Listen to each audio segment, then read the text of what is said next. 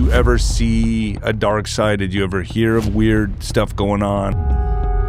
For making $50 million a year, there's a lot of people sucking on that nipple, and they don't want to lose that milk. Were you ever approached by handlers?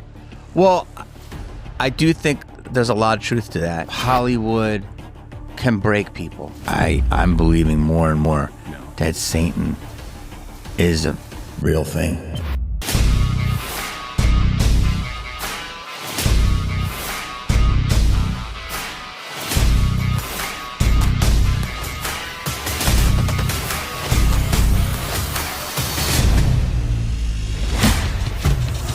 So folks, welcome to Nino's Corner.tv Gloves Off edition. This is my first in-person podcast with Jamie Kennedy. And I got to say, it's an honor, bro. Thank you. Dude, thank you for having me. I appreciate it.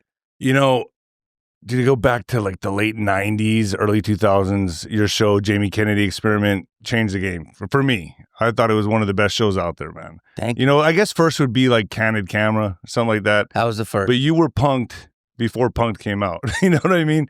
It was like the show. So my first question is, how long did that season last? What came first, acting or stand-up? Kind of the same time. Like, I wanted to be an actor, but I didn't know how about to do it. So it's like something that you try, and then it's a lot of waiting. Like, you try to go out and you submit a picture or try to get an audition, and then like the conventional way to go. Yeah. Way before. This is 35 years ago. So in the meantime, I was like, I have all this energy. So I started doing stand-up, and it was a whole new world for me. But it was a way to be proactive. So then they kind of fed off each other. So like the big thing that came out on MTV was like Punked, but I was thinking to myself when that came out with 𝗬𝗃 𝗂𝘁, I was like, oh man, this is Jamie Kennedy, man, all over again. How'd you feel about that when that came out? Were you like, hey man, they stole my thunder? It's a really soft spot for me, David. Here's the situation. Because I mean, dude, it was like, no, but they copied your show completely. Well, more than that, they got a few producers from my show. Really? But it's actually, dude, they had the name of the Punked. I had my own name, which I love, which was above the title, so it helped brand me, and, you know, I was lucky to have that. But Punked was more a prank and see how far we can shock somebody. Mine was like, I go deep undercover and do like, you know, super evolved pranks. But it was in the same space, but different. So, but yeah, it was a little annoying. Dude, how did you hold character? Because like that one I saw where you were on the date with that girl, which one was it? The Child Island, that's one of them. Yes. And then the other one, I mean, how did you not break character, bro? Did you break character during these? I break character sometimes because it's like, and that blows the whole cover. Well, you try not to. It's like, you know, it's you just try to incorporate it. But I just there's so much going on, bro. Like when you're doing it, it's like you know, you're a boxer, you're a fighter. So it's like in the heart of that, all you're doing is just fighting. So it's like, as a, you know, when you're undercover and you have all this pressure and you're thinking about, you can't miss the mark. You have to get this to make the show. So it actually wasn't as fun as people think. There were fun moments because I knew how I was going to cut my head, but a lot of times I was like, but it was fun after. But we were in a little bit of a war, but in a great war. Yeah. So like that's what was the multi-level marketing sting operation with the FBI? You had that guy in there, and bro, I saw you cracking a smile. Like, bro, dude, we were so bad. It was so bad. We were ahead of it. We did remote viewing, and we had something like making people think they could see something. But even though that's real and they do that, I forget. We did a few FBI ones, but yeah, we put people through some stuff for sure. No, it was great. So let me ask you this, man. Like, how has since COVID, how has Hollywood changed? I mean, to me, watching all of LA burn was almost symbolic to me. Like Hollywood's done. You know what I mean? Like to me, that's what it felt like when I was watching LA burn. I was thinking to myself, this is it. This is symbolic for me in the sense that LA's done. You're not moving from there. You still love it there, right? You're not going anywhere. It's my home. You know what I'm saying? I really. But you don't go there to make it anymore. People like people can make it from their basement now. Yeah. And you know, like, how has that changed? How has LA changed for you? It's becoming dystopian. You know what I mean? Like, it's more barren than it's been. You know, even though it's packed, there are places that aren't there anymore. They're sad. You drive down Melrose, there's a lot of for lease signs. It's sad. Some institutions are closed. That's sad. Studios don't have a lot going on there right now. It's like 20% use rate. When I was there, it was all podcasting studios, man. The whole landscape has shifted. Yeah, but it's a whole different world. I mean, like, part of it is really good because content, creativity has been democratized in the sense that you can find your audience in a different way now. But part of it is depressing because it was really special. It was a special thing to be funneled through a system that you had to fight to get up. And we're all salmon. We're trying to, and then when you get through it was like, because you go through a lot, man. So it's like, again, like I go back to your boxing, you know, it's not an easy thing. It's a very, very, very, very hard thing to do. And then if you can rise to the top of the real ranks, you're there. Yeah. So you had to do something. Like in music, you had to really be able to perform well, 100%. Sing well, act well. In sports, you had to be an amazing athlete. Now, 100%. Now everything's diluted. Everything now is just, it's like, can you name anybody who's on a Netflix movie anymore? Like, when I go to Netflix, I get analysis paralysis. I look at the whole thing and I don't even know what movie to pick. I don't know what actors are in there anymore. Yeah. It's completely diluted, right? It's so many. It's just, we're oversaturated, overstimulated with content. And so it's like so wild how many things come out every week, every day. So, and there are people making tons. It depends on what you want, right? Like, there's money. Like, you can make a lot of money and never be known. You can be known and not make any money. You can be a really respected actor and people don't know who you are because they're too busy watching streamers. You know, it depends on what your vibe is, right? There are people that are huge TikTokers that I never heard of that are making $5 million a year. They don't care about traditional Hollywood. There's actors that are great that are in a 1-bedroom apartment, you know, trying to do a guest spot. Right. So, but there's not even sitcoms anymore. There's very few. You know, it's just the whole landscape has changed. And I love LA though. When do you think that shift happened? Do you think it was like, to me, like the last creative boom, I guess, for legacy was like 90s, like the 90s, the grunge. Think it was? I think so. What about the early 2000s?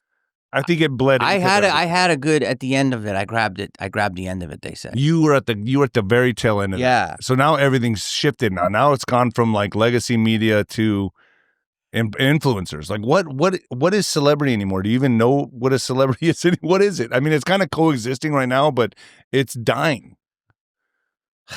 Well, I mean, right? It's like what do you get into it for, right? So it's like if you want to be a successful actor, you might get a movie, you might get a television show that goes to a movie, whatever. The goal used to be become a movie star. Movie star was the top. The Super Bowl of Hollywood is the Oscars. That was it. The Grammys were second. Golden Globes were third. The Emmys were fourth. You know what I mean? Right. And then the New York, the Tonys are fifth. I'm not saying the Tonys aren't really respected, but that's like the MO. The caliber, the levels. Yes. And so if you're in movies, you used to be in movies, stay in movies, that was it. Well, movies have completely been disrupted. Only a few make a lot of money. The rest go by the wayside. Some make millions, some don't. A lot of them go to streaming. And so, and the newer generation doesn't really resonate with movie stars as much. There's a few white wolves left, but they're just like, I'd rather watch TikTok, YouTube. YouTube is the biggest platform in the world that people don't realize. It is. And I remember not too long ago, it was about a year and a half ago, I was with a boxing promoter. We walked into another boxing promoter's house, a huge mansion. And I remember when we walked in, they had this huge setup with a huge giant TV in the den. And below it, and I've never been into this house, and I walked in and I'm just looking around and I see this massive TV turned off. And sitting under it was like 6 of his kids all on their phone. Like not even, no. That was just a symbolic to me. Like, holy shit, like they're not even looking at the TV. It's not even on. They're all on their phones. And that to me was like, that's where we're at now. There was a report, something like 60% of like 28 and under resonate more with social media stars than they do like stars, and that's just gonna get more and more. So if you, in my opinion, it is. Movies used to be blah, right, and TV was blah, and then now it's gonna be like movies are blah, TV's blah, social media's blah. Like it's all gonna expand and contract. So movies won't be the big standalone. They'll have their slice. But somebody might be on TikTok bigger than everybody. But it depends on what you want. You know what I mean? Like if you want to make a great movie and have a legacy, which people are getting things confused of like, you can make a lot of money on TikTok, but it doesn't mean you've contributed to the legacy of something cool. You know what I'm saying? Well, when I watch, like, look at all the multiple platforms on social media. Like now, like people have the attention of a goldfish. Like it's 30 seconds. Like everything's short now. If that. Yeah. So like even me, and I'm 47. Even me watching a movie, I can't do it. I can't sit through the whole movie anymore. And I wonder if I can't do it. Bro, I haven't even watched a movie forever. There you go. I haven't even watched a movie. So that's my point. It's like, is this where it's all shifted to where everything is just a swipe of a finger? I remember back in the day when a celebrity would pass away, it'd be like there'd be a memorial for the celebrity for weeks. You know, if it was a big enough celebrity. Now, I just saw, George Foreman died. Literally, swipe, it's over. Swipe, it's over. Everything's just done with a swipe of a finger. So it looks to me like now that iconic celebrity legacy fame is we're in the midst of it right now, dying. It's done. 100%. There'll never be another Michael Jackson. There'll never be another iconic superstar. Taylor Swift is pretty huge. You got a point there. You got a point there. I mean, she's on Mount Rushmore for sure. Madonna, Michael Jackson, Elvis, Frank Sinatra, the Beatles. I mean, I would have to put her up there with them. Okay. And that's fair. She sold out Gillette Stadium like 4 nights in a row. That's 400,000 tickets. But it can't keep going that trajectory. It's incredible. Well, dude, she's been doing it for 20, 21 years. It's crazy. But to your point is I do, like, there used to be people that would come out. We would have stars. But then you would have other people that that would come out. Like in my class, there's a lot of different people that you know. But Ryan, you're saying, like, I would say the early 2000s, mid 2000s, it was like, I can name, I don't know, I hope I'm not leaving anybody out, but like Channing Tatum, big star. Then Jennifer Lawrence, Emma. God, what's her last name? Emma. Oh, well, don't ask. Red hair, La La Land. My brain's done. Another big star. Now it's Chalamet, Zendaya, Sydney Sweeney. You know what I mean? But it's not. You can see the pockets of people coming up. Michael B. Jordan. So there are, but how many are there? Not many. Yeah. And that's what I'm saying. It's like when I look at a Netflix or whatever, and all these, this just, it looks like I walked into a library of books. I don't even know what movie to pick. And then all the actors in it, I can't name any of them anymore. Yeah. I mean, for me, it's so different because the world's so crazy. And it's like, I think people want truth. That's one of the 100%. Reasons I really liked doing your pod before, because it's like you're like doing a deep dive into what's going on in the world. For me, I don't know how people can escape. It's too hard. There's too much craziness in the real world. Like we were talking about booze off the air, and I'm like, you don't have to drink anymore. I'm just drunk being sober. Yeah. The world because the world's so crazy. The world's a bottle of gin. You know what I mean? Yeah. It's wild. And so it's like for me to go and sit in a movie theater, like we've gotten so much knowledge and so many things that it's like to sit and like watch a movie. You're like, well, this is going on. This is going on. You know what I mean? Reality's crazier. Yeah. It's a bigger trip. 100%. Reality's crazier. I mean, it's like orbs in the sky, bro. Yeah. I mean, we're getting invaded by aliens. Yeah. We're going into World War III. Yeah. Like, how can you not be tripping out on reality right now? 100%. Movies, to me, don't hold a candlestick to what's going on right now. Yeah. Nothing. 100%. So, like, and I think the big shift, right? The big shift was COVID, was 2020. That's when, for me, that's the first time I even learned how to work a computer, bro. I mean, really? Yeah, bro. I wasn't doing any of that. I was boxing. I was a jock. I was constant in the arena, in the gym, back in the arena. I wasn't sitting in a computer. COVID, that changed my whole life. It either made people or broke people, in my opinion. Mm-hmm. So how has it changed for you? How has it shifted for you? Like, what have you noticed? I mean, How has your life changed? And now the trajectory that you're on. Great reset is real. Yeah. 15-minute cities is real. Convenience is real. Like I tell people this, here's the analogy, like, because you were talking about the other analogy with the screens. To get on this flight, I book a flight, I book a car, I check my luggage, I get off, I get the car, luggage, order my food. I don't talk to one person. Yeah. It's all apps. Yeah. I go to a hotel, I don't even have to talk to the front desk. That's insane. People don't realize that. Our phone is our help and our life. And the convenience of that. I don't even really swipe credit cards anymore. Right. And so my life during COVID, a few things happened, but one of them is the truth became a bigger thing for me of what's really going on, what's the truth, what's important became important to me, of what's really important. Right. And trimming my life down, keeping it small, because I think a lot of things are going to be displaced. There's going to be a lot of constriction, and everybody has to have their house in order. And that's what I've been doing the last 5 years, and I'm almost there. Like, I've got my whole life pretty much on a big ass hard drive. Yes. All my documents, every movie I've ever done, any scene, all my pictures, anything are all on like a hard drive. But if you need anything, zoop, zoop, like that. So I can be anywhere, anytime. It's almost like, I was, I still am considered an extrovert, but this has become like the introvert's fucking paradise, right? Like, everyone now is just, there's no more, the human connection. I don't think people really understand this from COVID 2020 to now.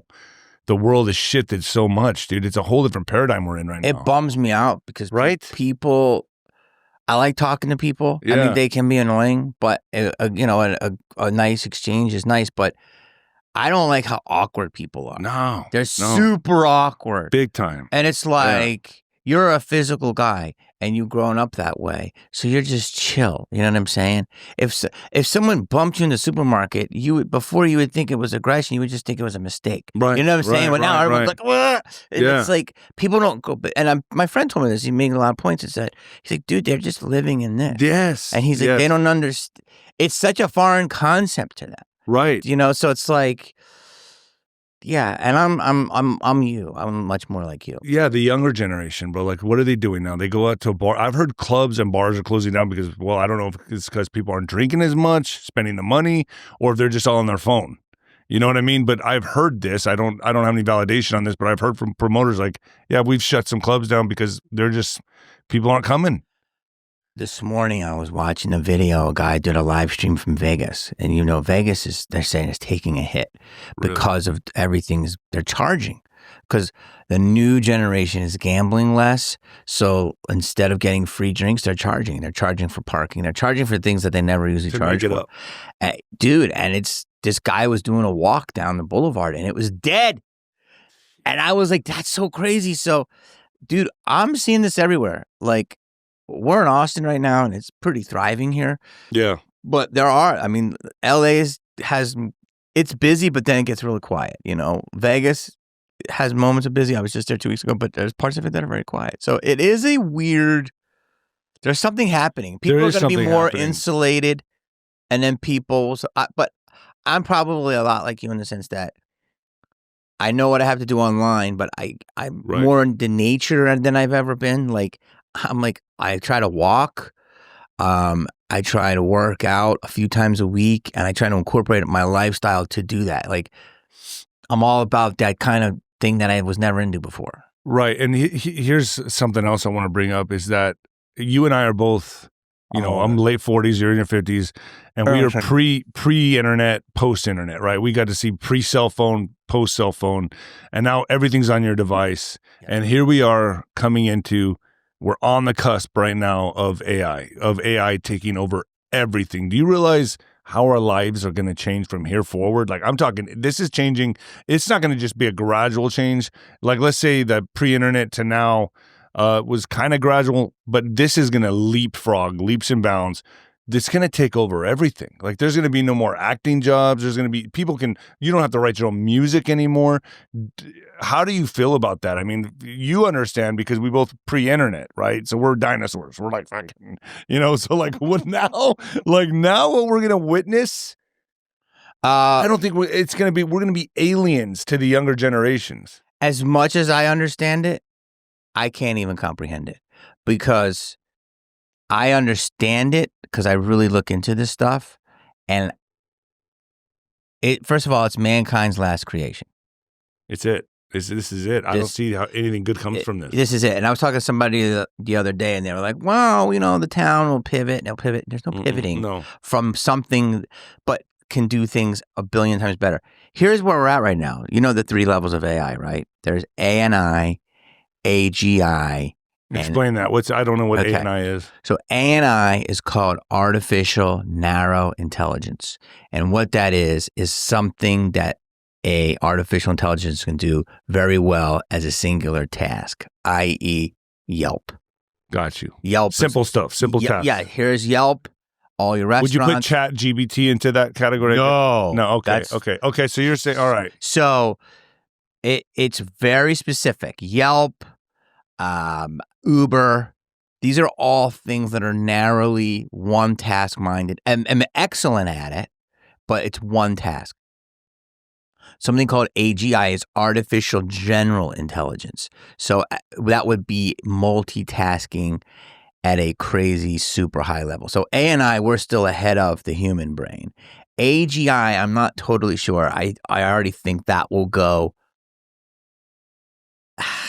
much smarter than us, but not crazy yet. But that'd be like Yelp being able to do Yelp and then answer emails as it's doing Yelp and then like giving you a medical analysis on it would be like 10, let's just say 20 things at once in your life. It can be done at once. That's general knowledge, okay? That was supposed to be 20 years away. They're saying it's 18 months. Yeah, and think about this too. College kids now, bro, they don't even have to write their own papers. They can just do it all on AI. You don't have to think or do anything yourself anymore. Bro, where is that going to leave humanity? Bro, they said it was 20 years away. They're now saying it's 18 months. Leapfrog, like I said. That's no. That's like jumping from super featherweight to heavyweight in like 6 months. You're like, what? How did that even happen? Exactly. Right? Like, yeah. I hate to bring it back to those terms, but I'm trying to make it so if everyone understands. It's like, because it's like, but dude, but then there's something called ASI, which is artificial superintelligence. And that's when the graph goes boom. And that's when we're done. That's when they have the paperclip theory. So you know what that is? The paperclip theory is you program AI and you say, I would like you to build paperclips until I tell you to stop. So it gets in this room and it starts building paperclips. And all it knows is building paperclips. Well, if you and I are in the room, what's it going to do? Build paperclips. And what's going to happen to us? Get rid of us. Because we're in the way. Yeah, we're in the way. It's all about efficiency. Now, I will say this. I was messing with ChatGPT. I don't know enough about it, but I talked to it. It's great for YouTube titles. It's amazing. Here's the thing, though. It's pretty guarded, at least what they're letting us see. So it's so far, it won't go to weird places and stuff. You kind of have to manipulate it with the questioning. But once someone hacks it, it's still very left leaning too. 100%. Yeah. So where does God come into this, bro? Like where do you see? Because this is where we're going to come to a precipice. We're going to come to a point where we're going to have to. Humanity's going to have to choose. It's a collision course with AI. Yeah, dude. I've been doing that lately. I've been feeling like I think a lot of people got much more spiritual and like the last 4 years. Yeah, people are like starting to go like, I believe in a God. I believe in, because there's been a Christian explosion. It's just 100%. You. And it's just common sense. This isn't like a Christian podcast or anything. This is common sense. But because you see all the evils in the world, so you're like, there has to be good, and we need good because it's like there's just a lot of dark things in our world. I think that AI is having this. They say that it's summoning the demon. Like, they straight up say that there's some satanic stuff in there. What's it building? Are we building a false god? There shall not be any false gods. All the stuff that 100% in the scriptures. So it's a dicey road. I do not have the answers, but people will worship AI like a god. I catch myself being like, this is a godlike thing. And it is. Right. Because it's things that we've never seen. So it's like... And what if you can put your consciousness into an avatar and live forever? I mean, that's coming. That's 100% coming. So would you ever do that? Would you ever say, you know what? I'm not going to take the risk. I don't want to die. I want to see my generations of my children and grandchildren. Would you, if you could, live to 150, 200 years old, 1,000 years old by putting your consciousness, downloading it into an avatar or a clone of you? Because this is all coming. It's all coming. 100%. Would you do it? Would you do it? If you're faced with that, dude, it's not even noon yet. This is a big question. I mean, welcome to Nino's Corner. I think that I'm definitely know that's coming. I'm definitely open to it.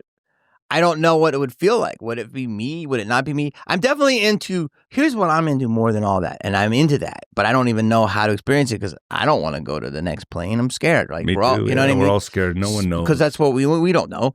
Yeah. But so it's like, we're comfortable here, right? Right. I would like to be the ability to kind of walk through a couple portals.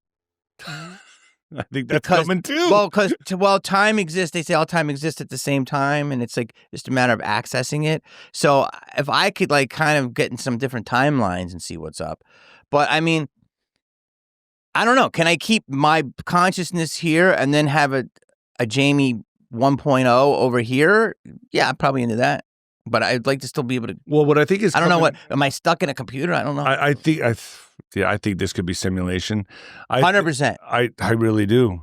So if you look at like Elon Musk and you see everything that he's doing, all the advancements he's making, space rockets going into space, blowing up. I don't know what they're hitting the firmament. I don't know, but Neuralink, things like that. So what's your thoughts on that? Because if you look at you, and I don't know if you're religious or anything like that, if you're just spiritual, but if you go back into the Bible, it says you shall not take the mark, right? The mark of the beast. And I always just put that in the back. I file it back and I go, okay, I'm not going to do it.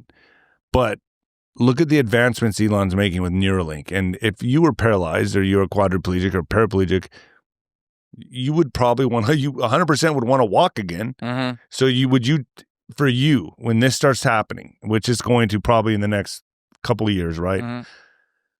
Do you have any reservations for that, or do you think you would do it? Would you be against it? Putting devices in your body for, a chip in your brain to make you smarter, to make you walk again, talk again. Are you against that? Or are you for those type of scientific advancements? I ain't getting a chip. Okay. So you're at your core, you're very, because here's you're why. Spiritual. I'm spiritual, but I'm also just, you understand this is a spiritual war. But it's also common sense. They put a chip in your brain and then they can make you do shit. Right. 100%. So you see the nefarious. You're going to have a chip in your brain.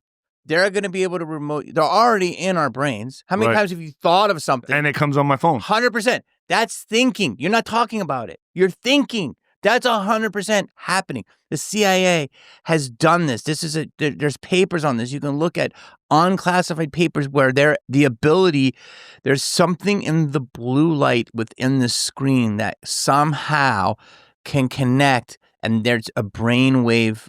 They can read it. It sounds crazy. It's not crazy to me. So when they have the chip, you've lost all sense of whatever control you may have had.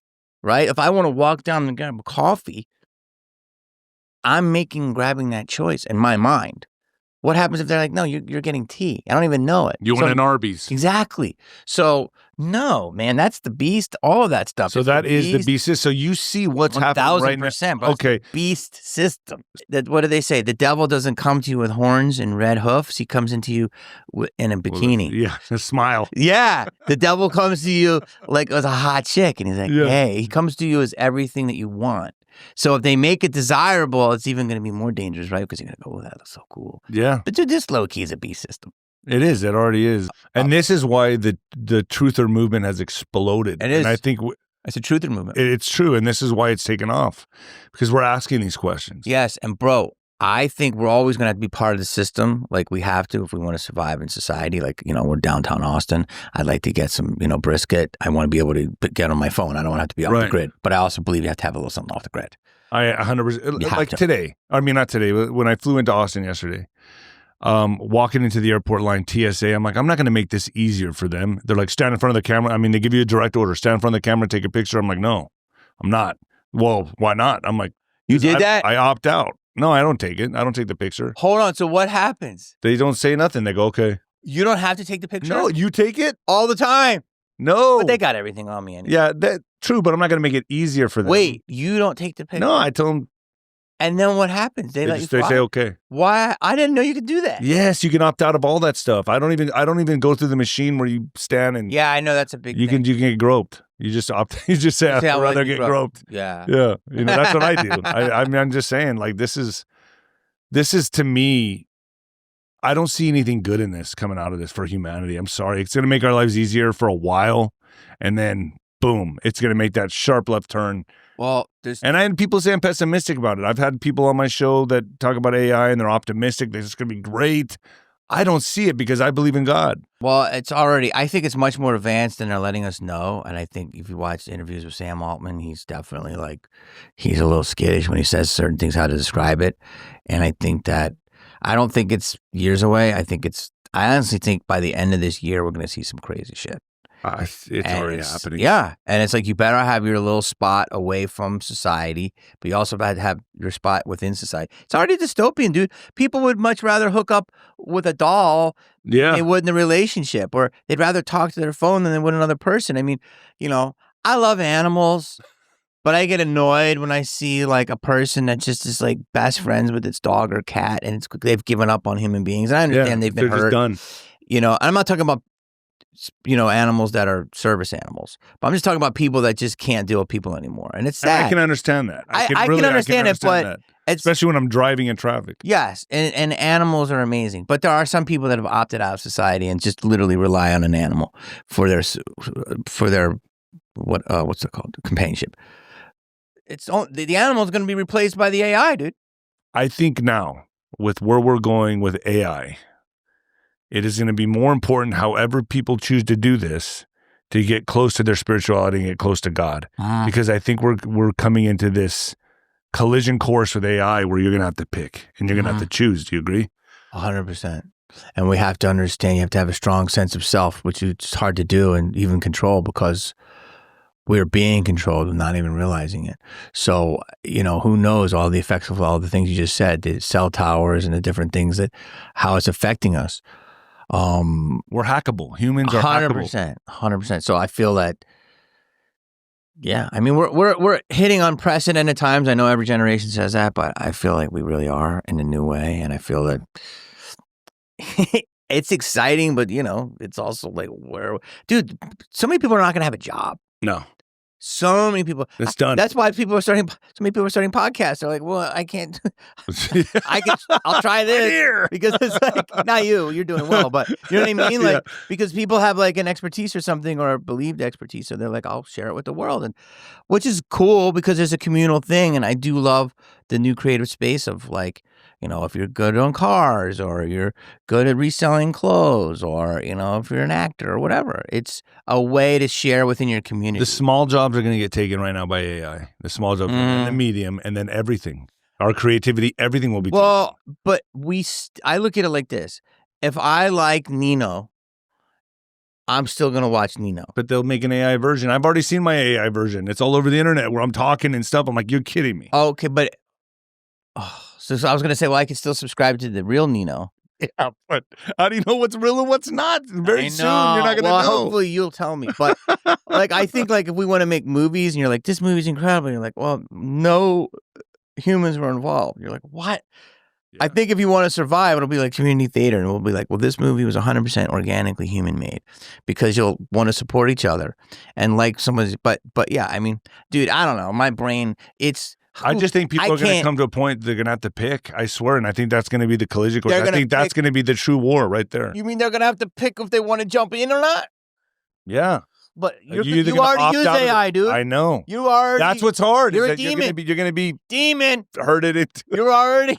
You already got suckered in. I did, and so did you. But and it's so good. I know, but it's so easy to order food with it. I know, or ChatGPT. I mean, but it's. You're right. I don't think it's. We can't stop it, dude. You have a phone, bro. Yeah. Bro, you have a phone. Look at that. Right there. there's always arguments about that, about how the apple and the bite out of it. I believe that. So this is the beast system. This right here. This is it. We're all part of it. Dude, it's all part of it. So, So let's talk about Hollywood for a second. I want to get the Hollywood's dark side. From your experience, from what you've done within the entertainment industry, whatever, did you ever see a dark side? Did you ever hear of weird stuff going on? I mean, I was in the boxing scene. I went to some Hollywood stuff, events and stuff, and I had heard of weird parties, swinger parties, stuff like that. And I was like, okay, that's just people perverted, whatever, no big deal. But did you ever experience or hear of the next level of this? I'm so with you. I always heard of like the swinger parties. That wasn't my thing. But people want to hang out, have a good time. I was basically a guy like, you go to a house party and it's fun and you start talking to, you might meet a woman that you like and, you're whatever, hanging out or, good food, good drinks. Innocent fun. Yeah. Yeah. Innocent.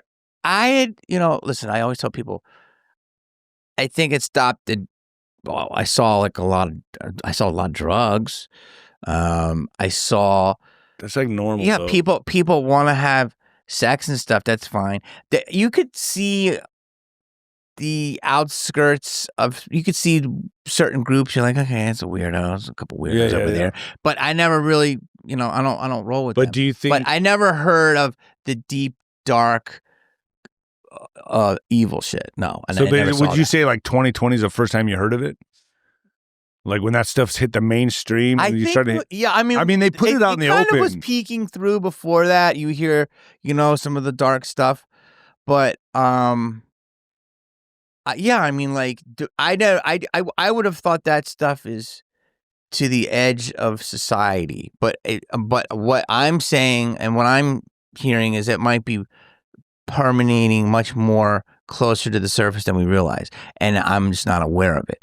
And it's like I said, like the devil comes to you in a cardigan. You know what I mean? Yeah, but I think you have a strong sense of spirit and soul, and I don't think you could be persuaded that way. I think people that are weak get pushed into that, and I think they gravitate towards that kind of lifestyle. Yeah, like I've never seen that stuff. Like I've said, I've seen probably what you've seen, but I think that people just knew my vibe was right. They're like, Jamie ain't doing he ain't gonna do that. Right. I can already tell, but he's not like that. Like I said, like I've been to parties with Diddy, 100%.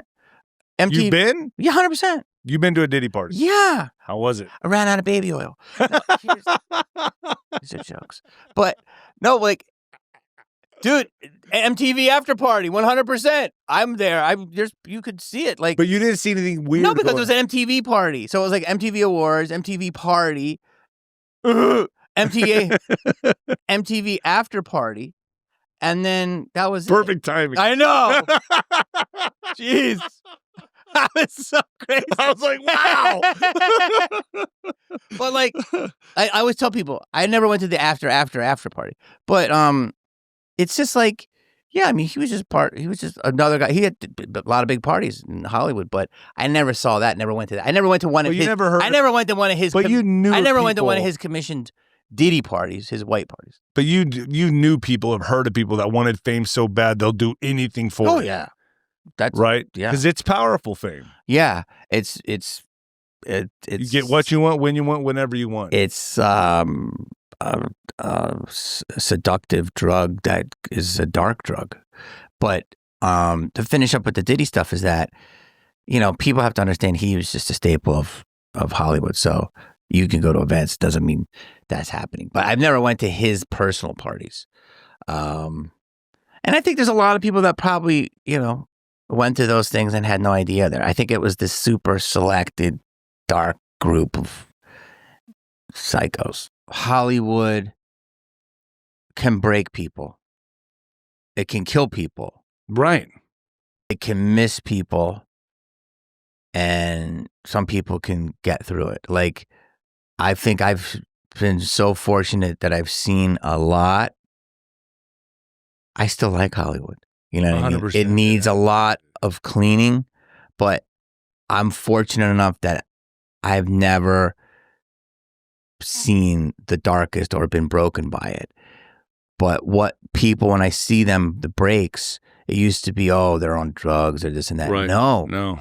They have seen some horrific shit. I think that, if you're a child actor and you come out the other side, you're a warrior. Right. And I think that,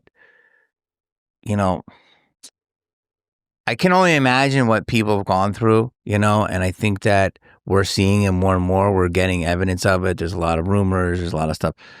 So, I think of like Elvis Presley. I look at it all different now. Elvis Presley, Michael Jackson, Brittany Murphy. Like what Brittany was a beautiful soul. Yeah, I don't know what happened to her. Was it drugs? I'm not saying it couldn't be drugs. I mean, we all get caught up in stuff like that. There's definitely things where people go and it's made one way and it's something else. I don't have proof of that, but I have instinct of that. But yeah, I mean, are you saying does Hollywood? I definitely think Hollywood stops people's careers. I definitely think people play ball and they go farther. I definitely think there's controlled. I think most people are controlled because I think that you can't. Why would you let this thing thrive? If there's 150 people that run the world, right, and part of them own Hollywood, and they want the messaging to be so the people in the normal world do their bidding, i.e. work, so they can keep their lifestyle going and making money and thriving. Why wouldn't you put out movies and television and records that brainwashes people? But do you see the truth movement now picking up speed and surpassing all that? Do you see it now just exploding? I mean, you got people like myself, others. You got people like truth seekers like Candace Owens that they all just, when she speaks about certain celebrities, she says they all just want out. Either people like that want to get out, let's say like Kanye West or certain people, they get attacked, character assassinations or death. Do you think that's a reality? Do you think that really happens? Do you think they have handlers that are like, I mean, were you ever approached by handlers? Well, I do think there's a lot of truth to that. Okay. I think the higher up you go, the more you're going to have people. Okay. I think the higher up you go, the more you're going to have people that are handling you. Because if you're making $50 million a year, there's a lot of people sucking on that nipple, and they don't want to lose that milk. You know what I'm saying? So it's in their best interest. It's called, this is literally a term in Hollywood. It's called protect the asset. Damn. So I'm not going to name the name, but it's a very big star. I think you were on your way to that. I was definitely. You were on your way. I was on my way. I put you right there, like with like about to hit like Dave Chappelle level, and then Dave Chappelle blew gasket, and he went to Africa. Mm-hmm. But right? But now he's a legend. A legend, and he's 100%. Bigger than ever. But I was. It's interesting you could say that. I don't know. I mean, that's Chappelle, dude. I can't. He's the GOAT. He's one of the GOATs. Right. But I just think he's amazing at what he does. 100%. But let's go back to what you're saying. Now, this is going to piss people off. Because I was on my way. I had to you have a big team. I have managers, agents, all this stuff. But they were just people that are normal. You know what I mean? They were all great people. And then I had a movie that bombed. What was the movie that bombed? It was a sequel to The Mask called Son of the Mask. But it was... Oh, that's right. It cost $80 million. It still made $60 million worldwide, which didn't make its budget back, but it's not terrible. And I had a huge contract. I had other contracts after. The reason I did the movie is because by the third movie, I was going to be making $10 million. Okay? But you were following in the shadows of Jim Carrey. Yes. Yeah, but 100%, I understand what you're saying. But I had my own thing, and I was doing it my way. And so think of it like there's multiple Supermans. You know what I mean? There's multiple Batmans. Right. Obviously, Jim Carrey is the legend of legends. You know what I mean? Right. I'm never going to do or could do what he does. So you think it was too soon to follow in those footsteps? 11 years. But here's what I'm saying. Obviously, he made an impact that, we saw the results. But the thing is that you can do it with other things. So we tried to make a different world. It didn't work. The point of the story is the movie really was, we were shooting it and we really had something really interesting. And then it got changed. So what if they tanked it? Yeah, I mean, seriously. I know that's people are gonna make fun of me, but I I'm know. like, because I really was doing well, and then they just fucking killed that, boom, dude. Because they totally changed the whole but you movie. never got approached like obviously. Where I was, but again, like I said, I think I was broached and approached, and I just was always like how I am, and I think people they read it very quickly and like he ain't gonna go there, he ain't gonna go there. So I mean, look, I think I got as far as I did. I'm doing very well. I still do very well, but I don't know. I mean, I can't say anyone above me is like nefarious. So is that like a point in your career where you look back and go, fuck, I shouldn't have done that movie? I used to, but I really did love doing that movie, and I loved everyone on it. And what year was that movie? 2005. 2005. 20 years ago. So from that, okay. From that point on, things changed in terms of my career, but Hollywood also changed. Like, I would have had if it did it right, maybe a 10-year run, making $5-10 million a movie. And, you could just put me in some big thing and I'll be part of it. So the pressure's not so much on me. Right. And so, but it didn't work. And, it was a painful experience for a long time. Okay. All right, let's talk about that for a second. But go ahead. Okay, let's talk about that painful experience because I kind of like to go a little bit deeper here. So for me, I was 36-0. I was a top prospect in the world. I was knocking out everybody, 25 first-round knockouts. And then I started drinking more, partying more, going to the Playboy Mansion, doing really stupid things that didn't coincide with boxing, right? Like taking shots. Instead of running 4 miles, I'm running 2 miles. That's perks. Yeah. And I started getting older. And then I get, stabbed in the face and my throat slit open. I overdose on drugs. I flatline. 2 deaths in 1 year. And then I come back and I get knocked out on television. NBC Wide World of Sports, fight of the year, boom, get knocked out. Last 10 seconds of the fight that I'm winning, boom, get caught, I'm dropped. I went through a period of 10 years until I finally decided to go sober of what I call the dark night of the soul. And it really built my character. It really changed me as a man, as a spirit, everything. Did you go through that after this movie? When this movie bombed, did you hit a point where you're like in depression, drinking maybe, drugs? I mean, did you lose yourself for a period of time? 100%. For a long time. It's documented. There's videos of me. I did another show after it, and you can see behind the scenes. I was drinking a ton, but not like an alcoholic, but I was just like, what's the point? I made a lot of money. I was, going out every night, hooking up, Binge drinking. Yeah, but also but it was just partying, doing whatever I wanted. Escape, just getting escapes. Yeah, and I really tried to keep my career on track. And after 4 or 5 or 6, I had 6 just bombs, disappointments in a row of, from a movie to TV to pilots, and nothing was working. And by the end of 2007, I was like, I'm just do nothing. And all I did was some stand-up dates, and I was just I was sitting in my jacuzzi, questioning my existence. People will laugh at you, you're sitting in a jacuzzi. Yes, you're in a jacuzzi, but you're miserable. It's just, I want to tell people, money's amazing, but it doesn't make you happy. It just makes you comfortable physically and maybe take some anxiety away, but it doesn't make you happy. It doesn't make you fulfilled, but it's amazing. Makes you comfortable while you're miserable. Yeah, 100%, right? You're crying in a Mercedes. So I was doing that, and I was just like, fuck it. And then, you get lost for a while. And then I just started.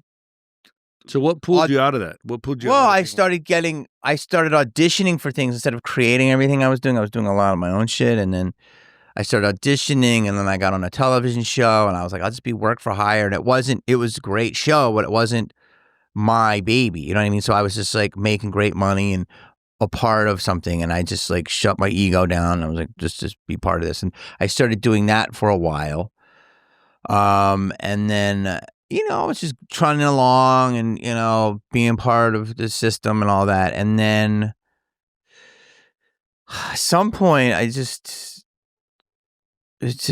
you go through all this stuff, and it's different learnings. And then I think since the pandemic, I've really come into my own of, dude, I'm so happy, sitting, doing pods.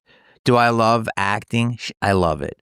But it's not as important has other stuff right now, because I think that, like you said, people like yourself and these truth movement is happening where people are more wondering what's going on over here than going to a movie theater to escape. Yeah. And I think that there's going to be two pods of people: the people that are completely, maybe there's always been, but I feel like the people wanting the truth is going to get bigger and bigger and bigger and bigger. I'm not going to, there's always going to be people that watch the NFL draft and see the new Marvel, and there's a place The for sheeple. Yeah. But they're always going to be there. You can do that. I like that stuff too, but you have to have the truth mixed in. So now I'm in a much more comfortable place. Like, dude, I'm in my 50s and I've gone through a lot of things, and then I feel better in a way because COVID kind of leveled it out for everybody. Right. I made some good money. I'm fortunate to have a name, and now it's what I do is on me. You know now you I mean? can ride the podcast, so to speak, and you can build this up. I mean, yeah. Look, here's how I do it. I have 7 forms of social media, from Instagram, TikTok, all that shit, and a pod, YouTube. So let's say 8. That's what we have to have. That's our advertising doorway. Right. And if I can use my pod and stuff to just sell, if I sell 150 tickets a show, which just sounds low, at a good price. If I do it a few times a week, I'm swimming. You know what I mean? So it's like I'm building my crowd up slowly. Before, I said it was free money. Right. If they hire me for an event, let's say your company did something and you hire me and you pay me $20,000. That wasn't $20,000 I earned. It was what you believed I was worth. Right. 100%. But now if I earn $20,000, I have to earn it. Right. But it's real. You know what I mean? It's the dollars real. that you earn are because of your subscribers and stuff. Right. So now it's kind of a leveling field of all bets are off. Who wins? But you can, So I've been very fortunate. I've tasted a lot of amazing success, and now we're all kind of in the level playing field. Right, but I think you also made a change, or you shifted gears. Right, you went sober.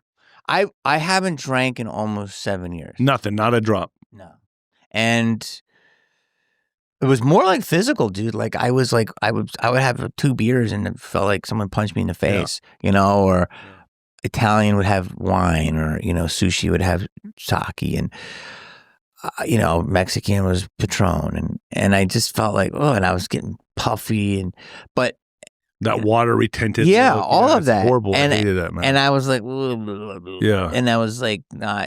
So I just stopped for a little while because I was starting to shoot a couple of episodes of a TV show, and I was like, I got to get more in shape. And then it just a month to a month to a month to a month. And look, I mean, I was in Vegas a couple weeks ago. I was like, this is so fun. I'm really contemplating taking that bottle of 1860 and fucking downing it. Not like I'm an alcoholic, but like it'd be fun. And then go behind the DJ booth. And just what I mean? Man. But I'm like also kind of naturally crazy anyways. I don't need to do that. But also, I've kind of done it. Yeah. Like, dude, I've done it. Like, I've had, like you said, the Playboy Mansion. I've had great run there. I've done it. I've done a lot of movies. Do I like to do them? Sure. But I'm changing. I'm evolving. So I just I'm more into, dude, I really am into like getting more into the physical, feeling good. Right. Like I like the right vitamins, the right herbs. And that happens to a lot of people that, especially that partied hard. Like either goes I wasn't even that crazy, but I was. I'd go fight, go party for about a month, and then go right back into training camp. So I was always busy thinking about my next move, like a shark always moving. So I was living from one hit of adrenaline and stimulation to the next. Dopamine, adrenaline. Like that's how I lived my life until it ended. And then that's when it hit me. The karma tab came in at about 34, 35 years old. And then for 10 years, bro, I was just in massive dark depression. That's when it 10 years. 10 years. 10 years of just not knowing what I was going to do with my life. I was because you were out. You're too old for the box. Yeah, I was done. And then I was like, oh shit. 10 years. What do I do now? Like it was scary. I don't know. I guess boxers become promoters and stuff. No, a lot of them become drug addicts and alcoholics. See, people don't talk about this. UFC fighters, boxers, they don't talk about the dark side of the sport, man. It's ugly. And I have a lot of friends that passed away. You never hear about them in the news. Because comedy you can do your whole life. Yeah, you can't box your whole life. No. And then you can't do any of that, so yeah, so the buck stops there, and then you got to really like change gears, flip a bitch, turn a U-turn, and figure out what you're gonna do with your life. And for me, it was quitting drinking. So when I quit drinking, my whole life changed. So I mean, that's a beautiful change. But I had to go through. That's why I was asking you about your dark night of the soul, because I didn't know like if everyone goes through that, or if it's just more personal to me. I had that, and again though, I didn't go down that rabbit hole as much, but I was depressed because my whole career changed, and But it's not like I haven't done movies since then. But you're on a trajectory,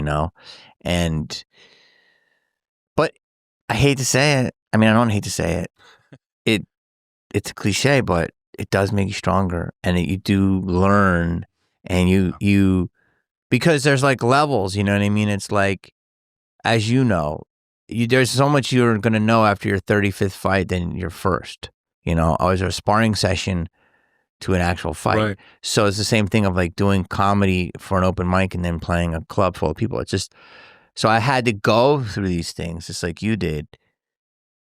And there is a peace. Like I've gone through a lot in my life, and there's more of a peace now. Right. That's what COVID has taught me. It's like, keep my life simple, be on it, try to be as true as you can to yourself, let other people's know who you are, so they accept the truest version of yourself, and go through your life like that, and you rock with who you rock with, and you don't who you don't, and your circles has to be very small. When I think of my life, right, I think of just chaos, how crazy it was, right? 20s and 30s, just chaos. And how this part of life, 45 and up, I would say, requires depth, a lot of depth.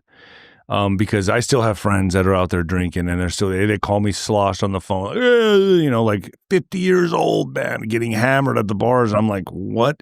Where does that go? Yeah. It just goes until the wheels fall off. The problem with booze is it makes you depressed. Yeah. It's an actual depressant. So that's why one of the things I don't miss about it, because I would like the next day, I'm like, yeah, you're just miserable. Yeah, you're sitting there, you're like, and it was just something that we were brainwashed into. Oh, it's a hangover, bro. But it's advertised everywhere. It's on every billboard, on every commercial. So you think it's normal, but to me, it's the most vicious and life-destroying drug there is alcohol. Dude, and now that I see drunk people, it's like a scourge. Like I see them, and I see this. No offense, women. There's a lot of women. And they're like drunk in the streets, like, Katie, and they're throwing up. Or these guys are like sewing. And I'm like, this whole culture, I can't even deal with these people. So it actually makes me not want to drink, because of how they're just mongos. You become a mongo when you're that drunk. Right. And I have a whole theory about alcohol, dude. It's spirit. Right. Yeah, I was just going to go there. Liquor and spirits. Dude, it's a portal. You're fucking possessed, dude. Yeah, you're an amusement park for whatever wants to go into your body. 100%. You're an amusement. That's a great way to put it. All right, I'm going to do some rapid fire questions to wrap this up. And I want to get your thoughts on these conspiracies. And they're just quick. Just give me your thoughts on each one. Evolution or intelligent design? I'm starting to lean towards intelligent design. I am too. Why? Because there's just too much. The Matrix is real. There's just too much of like things of like, I think of something, I run into that person, or that. It's just the coincidences are not coinciding anymore. They're just too real. Synchronicities. Yeah, way too many. Space, fake or real? I know, bro. I mean, I'm starting to think there's a roof. Yeah, I'm starting to think there's a roof. All right. It's hard. Okay, moon landing, real or fake? That's fake. Fake as hell. Fake as fuck, bro. Yeah. Come on, that shit was shot on CBS. It was shot at the in New Mexico, at Hangar, New Mexico. 100%, dude. Yeah, you know they put cement on top of the cement powder on top of the sand in the hangar. Did they? That's Here's the one thing. Anyone who calls us crazy right now, it's really simple. How come we lost the technology to go back? Yeah, how come Elon's rockets are exploding? But how come we hadn't gone back? Right, because they saw something there on the moon. They didn't want it back. That's what some people. No, they said we lost the plans, and we lost the film. All right, here's another one. Flat Earth, round Earth, or simulation? I'm definitely getting more into flat Earth lately because of the wall and the the belief of the flat earth, before you go crazy from these other people, is that here's the whole thing: is people judge us. We're allowed to have a belief that maybe we're learning about. Okay, so don't call us crazy. That's the problem with, I hate to say, the liberal side, where it's just absolute and that's it. Because enough people I've talked to talked about the belief behind the flat earth, meaning that if we're in the circle here and there's all of this other stuff in abundance and people don't want us to go there because it's kind of like keep us trapped in. Like we're like in a bowl, actually. Yeah, keep the little animals in there while they enjoy the rest. It kind of makes sense. Makes a lot of sense. And how they could keep you in. And listen, here's the argument for flat earth. Why can't we go to Antarctica? Why can't we go beyond the ice wall? Why can't we fly over Antarctica? That should be. So you're more flat earth. Recently, yes, because of Antarctica, because Antarctica should just not have any restrictions. Right. If you can explain to me why there's restrictions to Antarctica and have a professor tell me why we can't just fucking fly over it. Right, but they can't. They never can. Why I can't take a cruise ship to Antarctica and stay at a hotel? Why? See, if 5 you years can't ago, explain that to me, then I'm gonna fucking start flat earth. 5 years ago, you would have been nuts. And when someone said you 100%. got to look into flat earth, I started laughing at them. Dude, until I started looking But into simulation is part of that. So I think simulation might be the realest thing, and the design of whatever the simulation is this way. But it could be a flat earth design. But yeah, because everything's synchronicities and mathematical. It's hard to explain flat earth because I don't know enough about it. Right. But I'm just saying, I'm not saying it's flat, but I'm saying, why can't we go to Antarctica? Okay. Why? Someone in the comments tell me why. And why can't we go higher than lower space orbit? So, do you believe in a firmament? Firmament. It's a tough weird. one. I know. I think there is, in my opinion. I think there's something that's not letting us go beyond a certain point. I mean, they say it. If you look at the I don't know if it's a dome or if it's just... And it hits the thing. Yeah. Evil exists or does not exist? Or is it just nature, the natural way? Evil exists. Do you think evil exists or does not exist? In other words, do you think that evil is real, Satan is real, hell is real, or is it just something human beings made up? I think that evil is in the world. And I think that when you go to these inner dimensions and stuff like that, you say that there's entities that are not friendly. So I think that it's there. I'm believing more and more that Satan is a real thing. And there's evidence of it. Yeah. Just look at the music. I think 100%. It's not just like a show anymore. There's just too many people. And the megahertz of music and when it changed in the early 40s and how it kind of brainwashes you. 100%. I think everything in our life has been put in our face to make us worker bees and fodder and food and energy for a system that we're not even aware is controlling us. And I think that there's a lot of things in our world that are dark and evil and we're not even aware of it. So we are like the cattle to something of a higher intelligence 100%. Or entities. We're like the chickens or the cattle. 100%. Yeah. And like the food we eat numbs us down, the booze, the cigarettes, the vapes, all of this stuff, dude. So we don't have these conversations. No, exactly. They want us numb, dumb, and, sucking our thumb. Like they literally... Have more sex, drink more alcohol. Yeah, they don't want want... football game. Go watch the baseball game. They do not want you thinking. And if you kind of unplug what you're doing, which I'm doing slowly... We have to exist. We have to be in the system somewhere. But you were part of it. You were I guess you could say you were a jester like I was. 100%. I was entertainment boxing for the people. You're doing movies. A warrior. Yeah. You are a gladiator. I was a jester. I mean, I still am. You still are in our ways. And it's like... But at least we're using it now for truth. Yeah, we're part of the distraction, and then maybe we became self-aware. Yeah. But like, if you look at sports, bro, if a league ends at 11:58 on Monday, on Tuesday there's a new season of something. Right. It's insane. Every year, every week, there's a new UFC champ. Every year, there's a new Super Bowl champ. Every year, there's a new World Series champ. It's repetitive every year. The cycle continues. And Bread and circus. Yeah, all that's real. And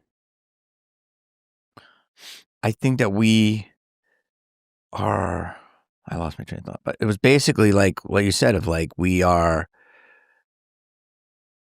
the more we're aware, the more people don't like us. I think there's something I think the secret societies are real. 100%. And I think that they keep tabs on us, and there's reasons. I think we don't have to be broke. I think a lot of people, I think the whole world is completely a lie. Like, no one really has to work. No. Everything's free. Air, water. 100%. There's enough land where everyone could get a little piece of land. You could show them basics of farming, of chickens, of cows, of milk, and give everyone a little system of how to survive. That is real. And you don't, and like obviously manufacturing and stuff, but we could do local. Like, I could sell you some eggs, you could sell me some beef, all these different things. I know it sounds like it's 1892, but it's the healthiest way. And bartering. Yeah, I believe we're low-key on a prison planet. I was just going to ask you that. Do you believe we're on a prison planet? 100%. Yes. So you just answered it. That 100%. was my last question. Yeah, we're definitely, that conversation is a much deeper, crazier one, I guess. So you think your souls keep coming back to this as a cycle? That's called the soul capture, or the soul karma. Yeah, it's basically, if you want it, the deepest answer to that is that the Matrix. So how can I say this in the simplest way? You're trapped in the Matrix. Yes. You never leave. So here's what I believe, and so people, but I try to make it so they understand it in the simplest way. Okay. I have to get low to tell you this. Okay, so Buddhism is a real religion. Islam, Catholicism, Amish. There's all different belief systems. I tell people this. So people don't realize that Satanism is just another religion, right? And they have their own beliefs, just like the Rosary for Catholics, or the Stations of the Cross, or Buddhism, the mantras and stuff. So Satanism has their belief system. Now, so first of all, people have to acknowledge that, does that exist? A lot of people don't even know if that exists. So it's just another sect of religion. Next thing is, what are the tenements of it? What do they believe? They believe in do what thou wilt. You know what I'm saying? So what does that mean? It means do whatever you want, David. No repercussions. So you want to drink that water? Fine. It's my water. You just have to announce it. But they still go by a law of karma, don't they? Well, what I've been hearing and reading and seeing is that if David wants that water, he goes, hey, I'm going to take your water. I'm going to go, you're going to take my water, right? So you put it out there, it's done. You're cleared. Now, if I don't want you to take my water and you just take it, so as long as I tell you, yes. So that's why they announce it. That's why they do this in commercials and movies. They put it out there first, so it's them telling. However you get that water, taking it, or punching me in the face to get it, you have no feeling. It's just you want the water. Right. That's a known tenement, an actual thing. You can just read that. Okay. So as long as they announce it, i.e., a vampire. Let them into your house before. They will not enter your house unless you invite them. In lore. So just use this as lore if you don't believe they're real. It has nothing to do with real. Just the lore of it. It will not enter your house unless you have to invite it in, right? So the same thing. So they have to announce it. So that's why predictive program. You can see symbols, lines, movies. It's all hidden. But if you're seeing it, you're aware of it. And if you're aware of it, they're covered. Karma's erased. 100%. Loophole. 100%. So I'm, whatever. I wrote a note right there. Steal $1,000 from David. You can't really, it's in your presence. You did see it. You might not have registered it. Now I can do it. So if you believe that this is a real belief system, and if you believe that they are here, can you believe that they run the world? 100%. And can you believe that our world... But is that their way of breaking their karma to come so they don't have to come back here? Because Buddhists believe they ascend. Christians believe through the death of Jesus they go to heaven. I mean, is it the way of breaking the karmic wheel? Before I answer that, which I don't have to figure that out, but our world, would you say our world is full of stress and strife? 100%. Would you say our world is full of unnecessary stress and strife? Yes. Do we need wars? No. Depopulation. Yeah. Do we need? There's a And profit. lot of tension in our world.